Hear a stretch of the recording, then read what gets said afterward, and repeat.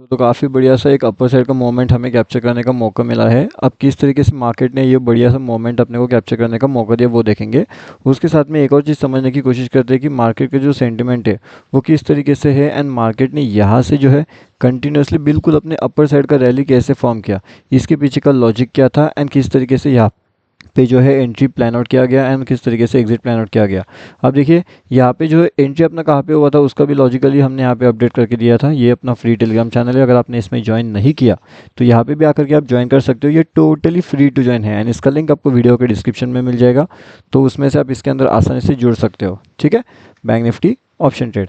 अभी हम यहाँ पे देखेंगे कि मार्केट के अंदर ऐसे कौन से इंपॉर्टेंट लेवल से जहाँ से entry and exit plan out किया जा सकता था।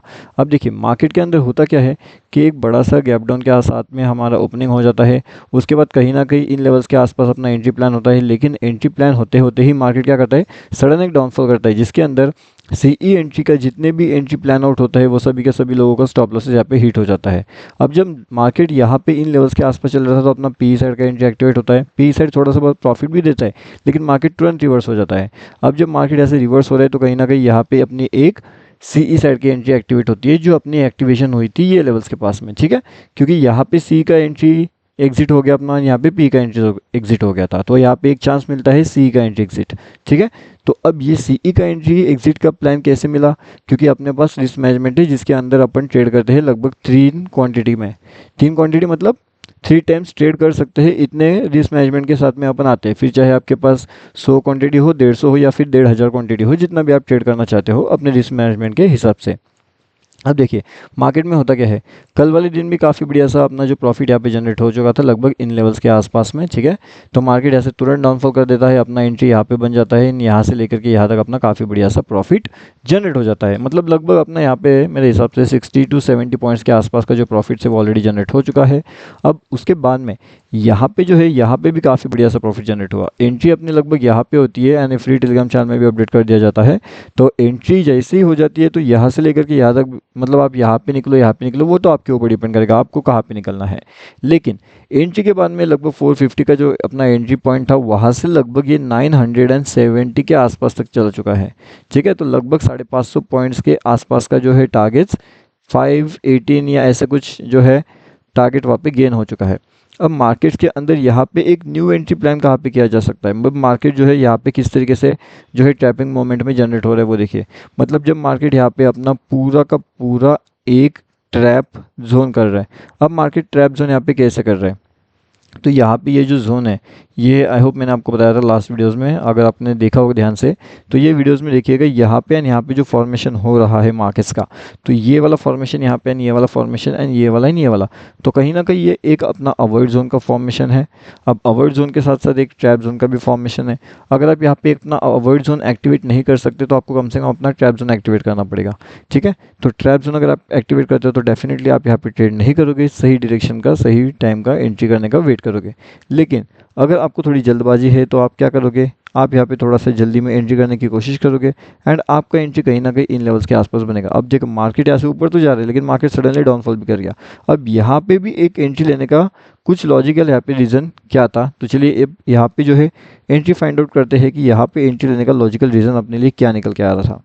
अब देखिए बहुत सी वीडियोज़ के अंदर तो मैंने आपको वो चीज़ें एक्सप्लेन करके रखी हुई है, लेकिन आप जो है पूरी तरीके से वीडियो देखते नहीं हो जिसकी वजह से आपको जो है दिक्कत हो सकती है कि लॉजिकल रीजनिंग या फिर लॉजिकल लेवल्स कहाँ पे एंट्री प्लान किया जाता है उन चीज़ों को समझने के लिए। ठीक है, तो यहाँ पे देखिएगा अब यहाँ पे आने के बाद भी मार्केट्स का अपना एंट्री होता है लॉजिकली इन लेवल्स के पास में। अब ये वाली लेवल्स के आसपास एंट्री होने का लॉजिक क्या है, यहाँ पे एंट्री होने का लॉजिक ये था कि कहीं ना कहीं जो बियरिश कैंडल था उसे बुलिश कैंडल ने कन्फर्मली वो कर लिया था, मतलब उसे कवर कर लिया था। अब जब ये कवर हो जाती है तो मार्केट के अंदर कहीं ना कहीं एक बुलिशनेस का सिग्नल हो सकता है।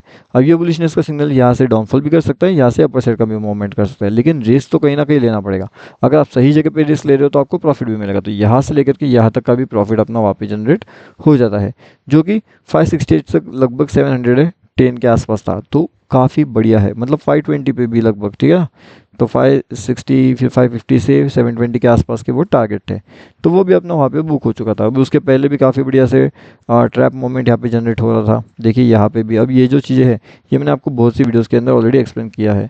अब यहाँ पे देखिए अगर ये आप ध्यान से समझते हो तो अगर आपका मैंने ट्रेंड लाइन का लॉजिक बताया है, अब यहाँ पे 2 ट्रेंड लाइन निकल के आएगी।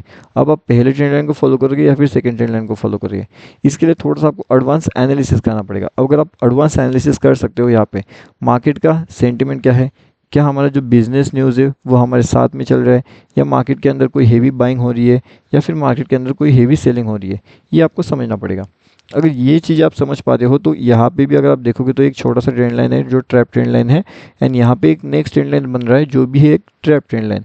लेकिन अभी हो क्या रहा है, इलेक्शंस आने वाले हैं।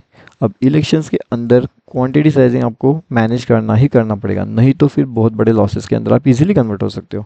अब लॉसेस डिपेंड करेगा कि आपकी रिस्क मैनेजमेंट कितनी है उसके ऊपर, लेकिन फिलहाल के हिसाब से अगर क्वांटिटी को रिस्क मैनेजमेंट के हिसाब से नहीं करोगे तो लॉसेस हो जाएगा।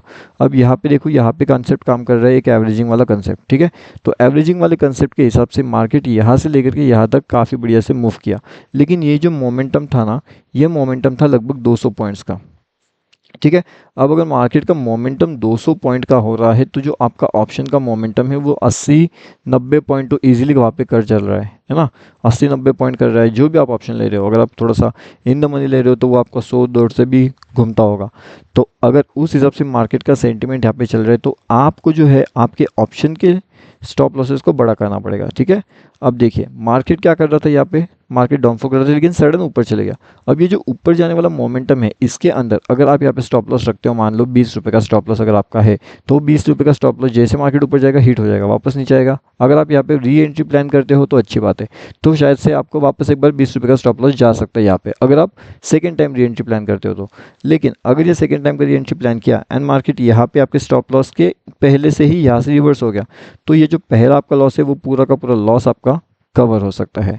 लेकिन ये कब होगा, जब आपके पास रिस्क मैनेजमेंट होगी एंड क्वांटिटी साइजिंग मैनेजमेंट होगी, ओके। तो quantity sizing and risk management बहुत बहुत ज़्यादा इंपॉर्टेंट है। अगर ये दोनों चीज़ें आपके पास है तो काफ़ी बढ़िया आपके लिए हो सकता है।